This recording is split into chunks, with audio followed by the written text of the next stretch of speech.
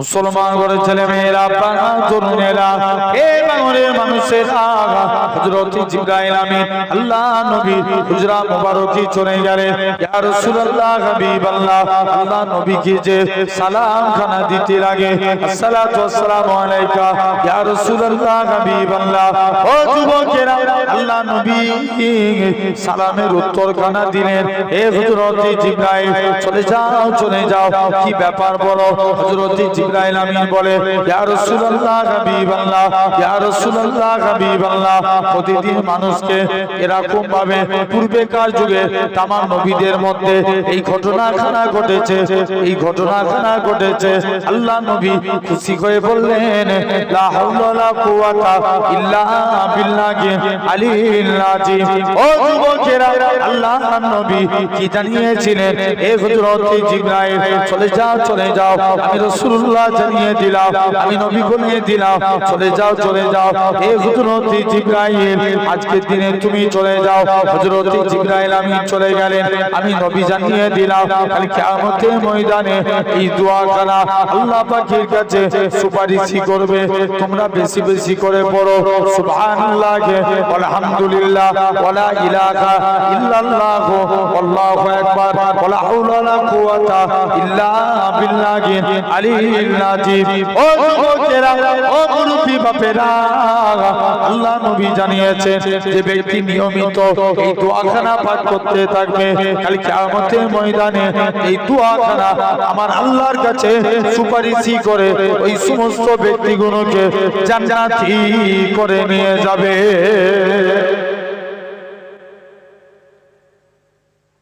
আরে আস্তে বলবো না জোরে বলবো কথা বলেন জোরে বলবো তো বলে ইনশাআল্লাহ কি গো আব্বা বলেন ঠিক কি না জোরে ইনকিলাব জিন্দাবাদ বললে দাদা দিদি খুশি হয় আর জোরে সুবহানাল্লাহ বললে আল্লাহ খুশি হয়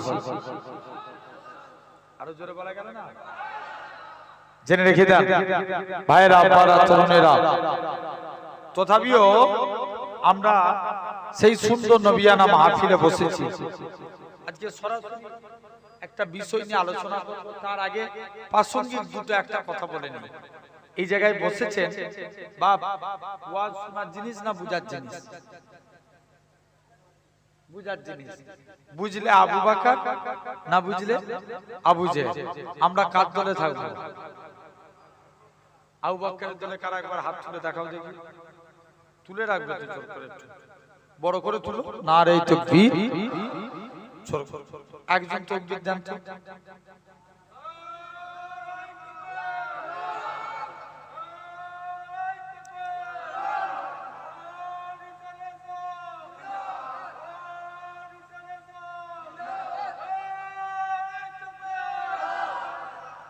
আলহামদুলিল্লাহ এই যে হাত তুললাম এটা দেখলো কে আল্লাহ সব দেওয়ার মালিক কে সবাই মিলে মুখ দিয়ে বলে আল্লাহ কিয়ামতের দিন যদি আমাদের কিছুই আমল নাই মনে করে যদি আল্লাহ হাত তোলা কবুল করে নেয় বাপ এটা ওসিলায় কিয়ামতের দিন নাজাত পেয়ে যাবে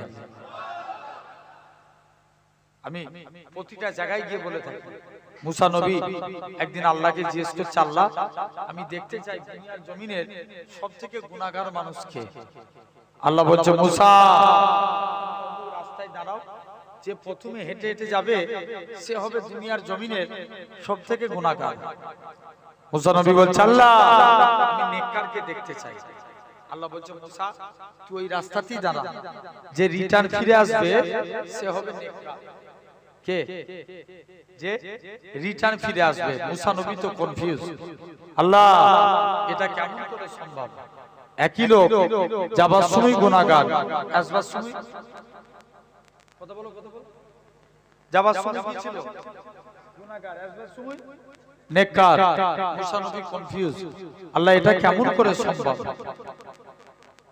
মুসলমান করে ছেলে মেয়েরা আব্বারা তরুণেরা হে নবী প্রেমিকেরা আমার আল্লাহ জানিয়েছিলেন ইয়া আমার কালিমুল্লাহ ইয়া আমার নবী মুসা ওই বান্দাটা যখন রাস্তা দিয়ে হেঁটে হেঁটে যাচ্ছিল তার ছেলেখানা বলতে লাগে আব্বা জান দুনিয়া বড় না প্রথম আসমান বড় বাপ কানা জবাব দেয় বাবা ছেলে দুনিয়া থেকে প্রথম আসমান বড় ছেলে আবারও বলে ও জনমদাতা বাবা প্রথম আসমান বড় না দ্বিতীয় আসমান দ্বিতীয় আসমান বড় দ্বিতীয় আসমান বড় না তৃতীয় আসমান তৃতীয় আসমান বড় এরকম ভাবে সাত তবক আসমান বড় ছেলে আবারও বলে আব্বা জান সাত তবক আসমানের থেকে কি বড় বাপ খানা জবাব দেয় ও বাবা ছেলে সাত তবক আসমানের থেকে আমি তোর আব্বা আমার গুনাহ খানা বড় ছেলে আবারও বলে ও জনমদাতা বাপ আপনার গুনাহ থেকে কি বড় বাপ খানা জবাব দেয় বাবা ছেলে আমার গুনাহ থেকে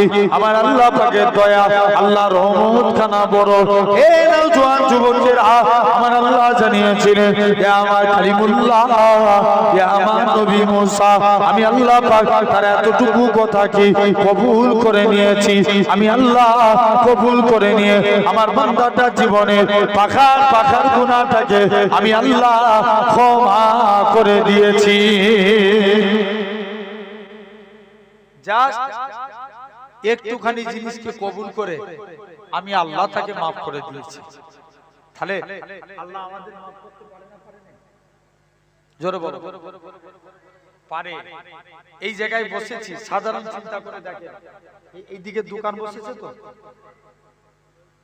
হয়েছে না হয়নি কম না বেশি অনেক বাবা অনেক দোকান বসেছে অনেক যুবকরা দেখবেন দোকানের ধারে ঘুরছে কিন্তু এই জায়গায় দুনিয়ার কোনো স্বার্থে নয় যে আমি এসেছি বলে আপনারা এই জায়গায় আসছেন না নিয়ত রাখতে হবে আল্লাহর জন্য নবীর ভালোবাসায়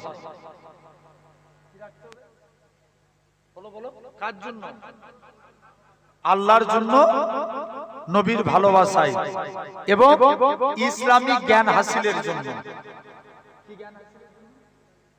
ইসলামিক জ্ঞান হাসিলের জন্য বুখারী শরীফের ফার্স্ট হাদিস ইন্নামাল আমালু বিন্নিয়াত এতটুকু ছোট্ট হাদিস এই হাদিসের ব্যাখ্যা অনেক বড় আল্লামা মোল্লা কারি রাহমাতুল্লাহ আলাইহি বলছেন মানুষের ইবাদত দুই প্রকার একটা ইবাদত একটা গায়ের ইবাদত খুব ভালো করে বুঝবেন আমার বাপেরা ভাই আমরা নামাজ পড়ি নামাজটা কি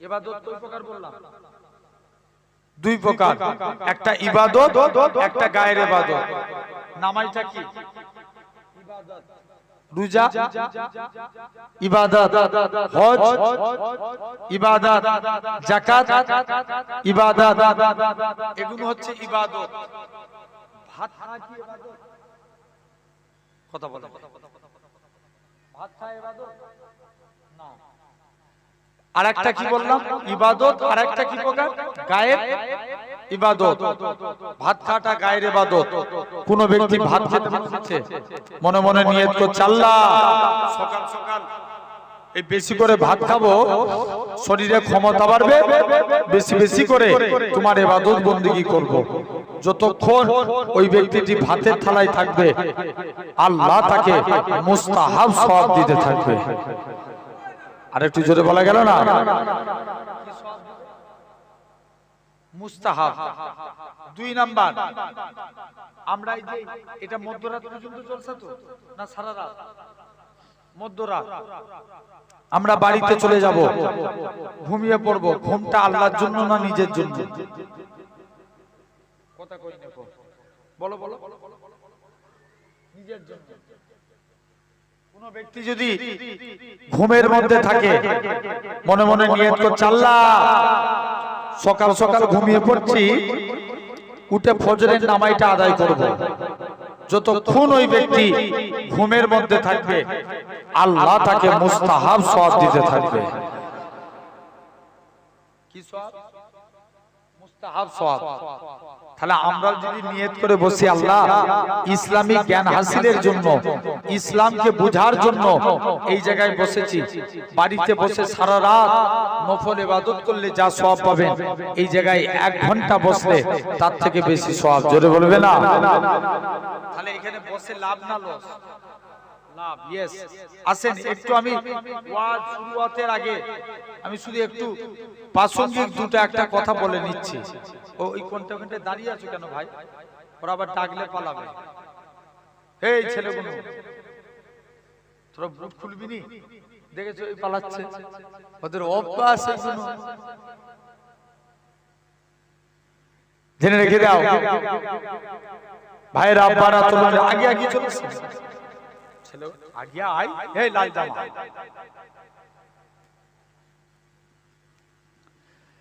জেনে রেখে দেন। তো এরকম মনোযোগ দিয়ে শুনেন, একদম অন্য মনস্ক না হয়ে আমি যে কথাগুলো বলছি একটা একটা করে মন দিয়ে শুনেন ভাই।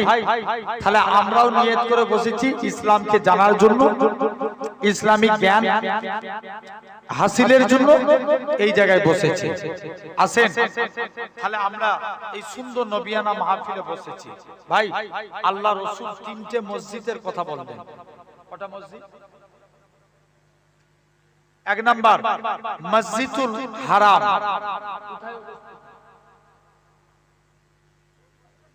মক্কা শরীফ। यस। কোথায়? মক্কা শরীফ।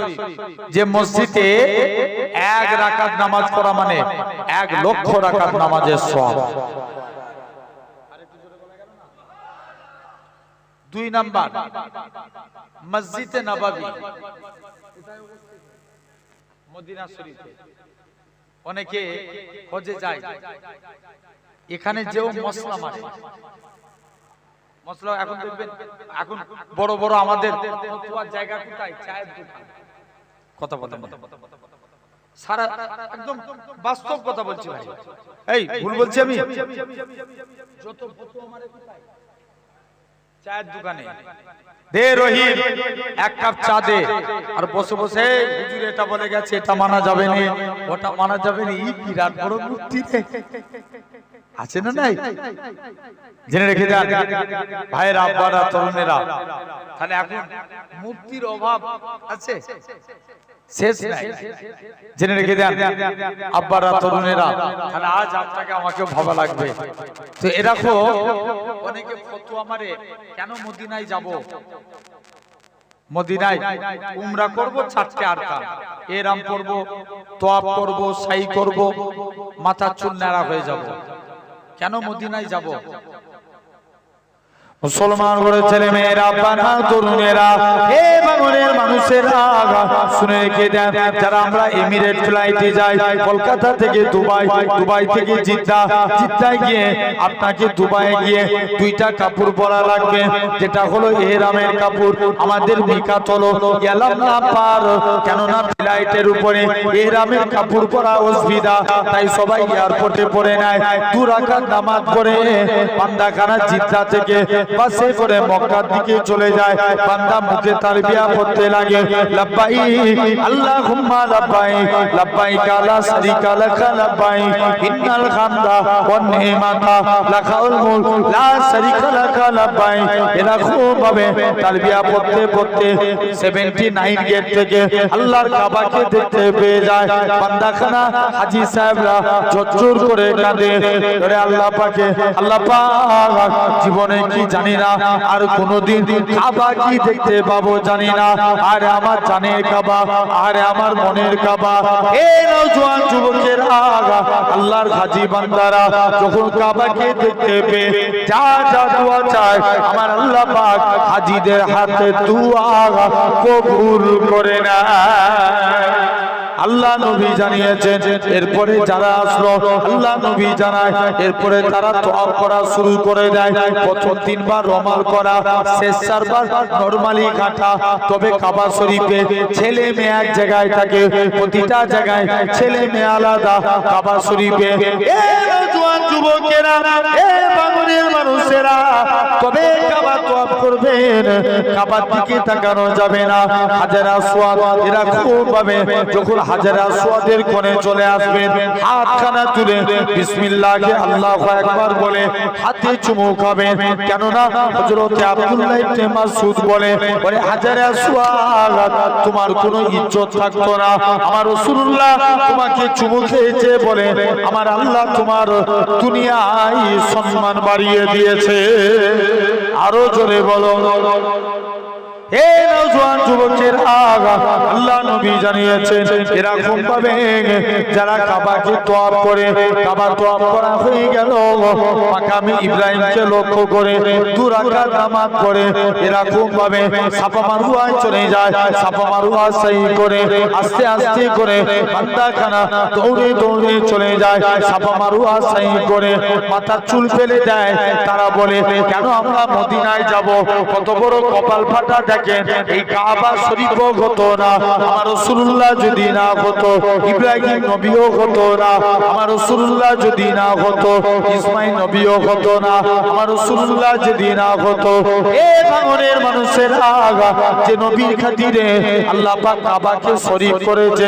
কেননা আগেকার যুগে মসজিদে কিবলাতাইনে আল্লাহ নবী 2 রাকাত নামাজ পড়ে, নবী আমার নামাজ পড়তে পড়তে নবী আমার মসজিদুল আকসার দিকে মুখ করে নামাজ পড়ে, নবী আমার নামাজ পড়তে পড়তে বলে আল্লাহ পাক আপনি যদি কাবাকে কিবলা করে দেন আমি নবী এটি বড় খুশি।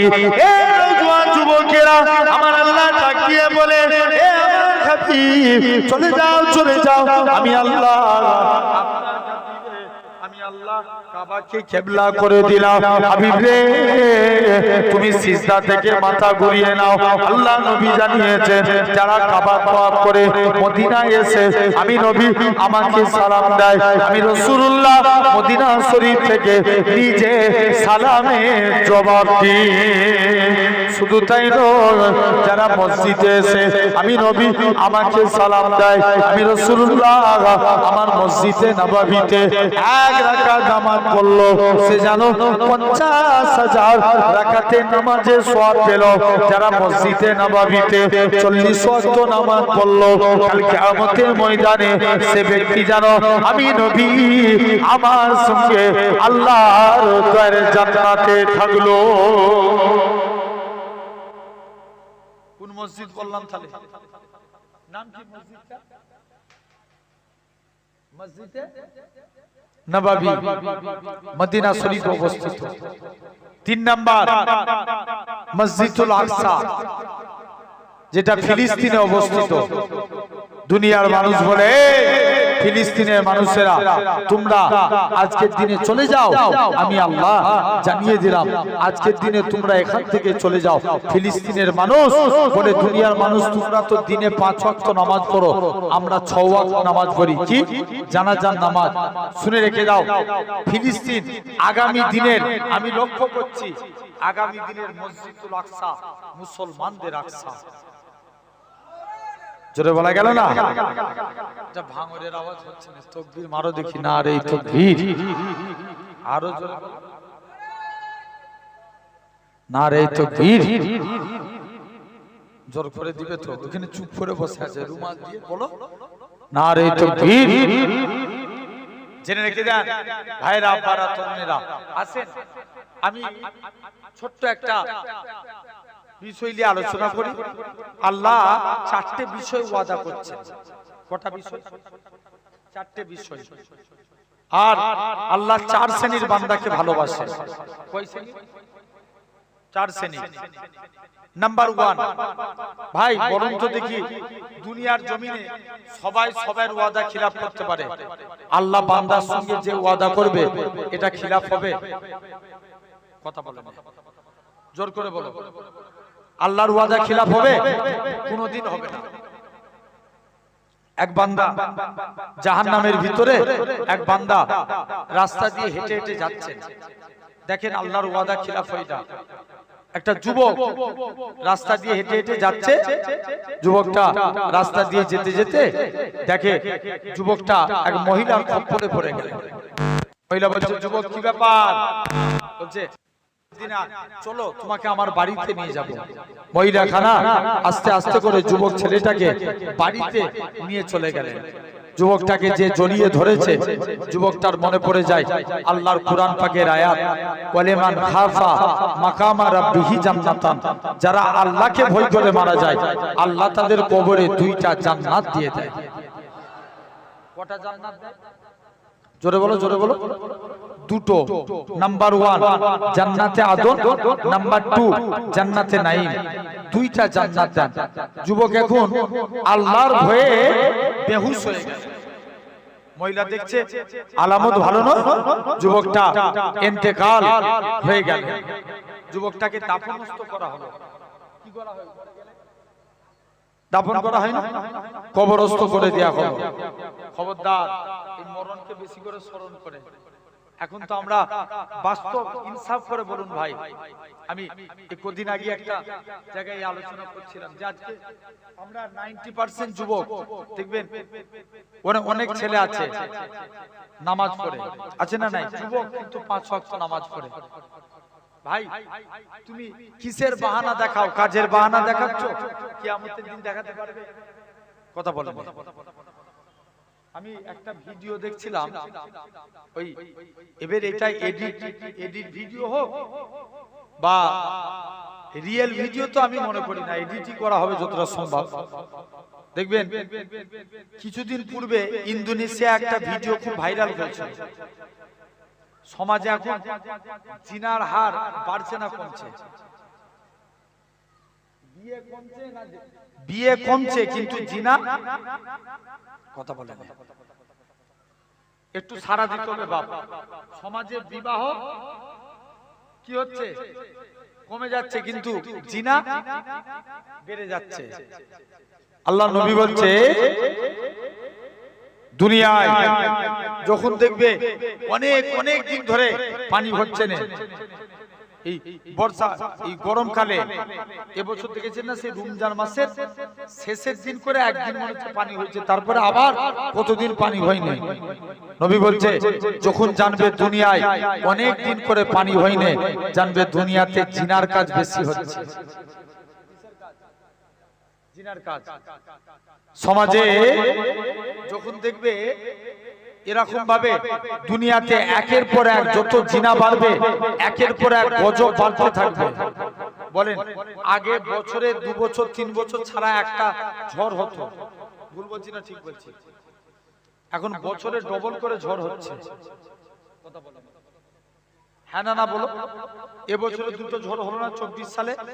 রেমাল আর কদিন আগে একটা কি গেল ডানা, 2টো ঝড় হয়ে গেল।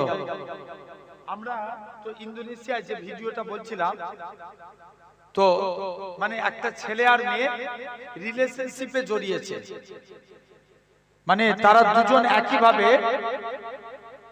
ভিডিওতে দেখাচ্ছে। এটা এডিট, মানে ওরা একটা নাটক ভিডিও তৈরি করেছিল। এই ভিডিওটা একবার রাতারাতি ভাইরাল। তো ওই ছেলে আর মেয়ে জিনায় লিপ্ত হয়েছিল, ওই অবস্থায় ওরা রয়ে গেছে। আপনারা হয়তো অনেকে ফেসবুকের মাধ্যমে ভিডিওটা দেখেছেন। তো এটা দেখে, কারণ ইন্দোনেশিয়ার মানুষ এটা বুঝাতে চাইছে ওই নাটকটার মাধ্যমে যে সমাজে জিনার কাজ বেশি হচ্ছে, আল্লাহ চাইলে এরকমও হালত করে দিতে পারে না? পারে না? পারে, যাতে করে মানুষ ভয় খাও। কিন্তু দেখেন বাস্তবকে মিলান, আজকে আমাদের বুক থেকে ভয় জিনিসটা উঠে গেছে। কোন একজন ভিডিও করেছিল কবরের মাধ্যমে ক্যামেরা, যে কবরে কি হয় সেন্সর ক্যামেরা দিয়ে দেখব। কবরে 41 পা, 41 পা দেখব যে কবরে কি ঘটতে চলেছে। তার ক্যামেরা তো খারাপ হয়ে যায়, অনেক আবার এডিট করা ভিডিও দেখে কবরে প্রকাশ্য আযাব হচ্ছে। খবরদার, তাহলে নিজের মরণকে স্মরণ করেন। আমি বলে দিয়ে চলে যাব, আব্বা আমার ওয়াজ শুনে কে খুশি হবেন, কে আবার এই গ্রামে দাওয়াত করবেন, আমি এই নিয়ত করে ওয়াজ করছি না, আল্লাহর জন্য বলে যাচ্ছি। পাকিস্তান গুলঘাটে একটা ঘটনা ঘটেছে। একটা পথিক রাস্তা দিয়ে হেঁটে হেঁটে যাচ্ছে, সে চিৎকার দিয়ে আওয়াজ করে বলছে, কে আছো আমাকে বাঁচাও বাঁচাও করে চিৎকার করছে। দেখবেন সমাজে কিছু এই দেখবেন এই দোকান করেছে না, আপনারা ইনসাফ করে বলুন, দেখবেন এখানে মেয়েদের ভিড় নাই। কথা বলেন, আল্লাহ আমি কাদেরকে নিয়ে ওয়াজ করব? আছে না নাই? ভাই বলুন তো, মেয়েদের রাস্তায় বেরোনো যাবে? কমিটির ছেলেরা চাঁদা কালেকশন করতে করতে এদের পায়ের জুতো ছিঁড়ে ফেলে। কথা বলেন, 200 টাকা 500 টাকা দিবে, 15 দিন ধরে ঘুরায়। কথা ভুল বলছি না ঠিক বলছি?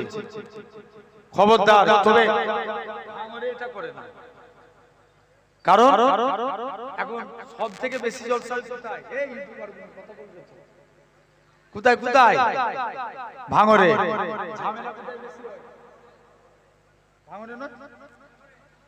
সব থেকে বেশি ঝামেলা ভাঙরে। সব সময় নিউজের টাইম লাইনে থাকে ভাঙর, জেনে রেখে দেন ভাইরা, আব্বারা, তরুণেরা। তারপরেও দেখেন এত কষ্ট করে জলসা দিয়ে মেয়েগুলো বেহায়ার মতন রাস্তায় ঘুরে। এদের বসার জায়গা করেছে না? তারপরেও রাস্তায় ঘুরে। জেনে রেখে দেন ভাইরা, আব্বারা, তরুণেরা, তাহলে খবরদার, আপনাকে আমাকে ভাবা লাগবে।